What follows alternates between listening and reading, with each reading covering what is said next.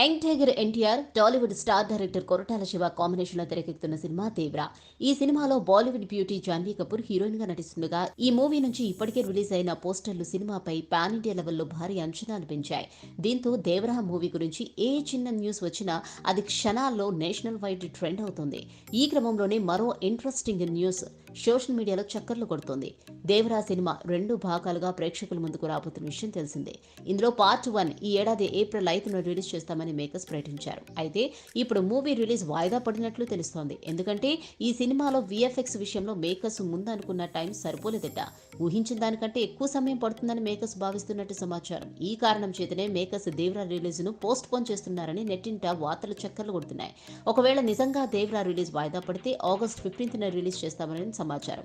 కాగా ఈ cinema post phone విషయంలో క్లారిటీ లేకపోయినప్పటికీ ఎన్టీఆర్ ఫ్యాన్స్ మాత్రం నిరుత్సాహానికి గురవుతున్నారు. Please subscribe Pragna Media. Please like, share, subscribe to Pragna Media. Pragna Media, please do like, share and subscribe. Please subscribe to Pragna Media. Please like, share and comment if you like the video. Pragna Media.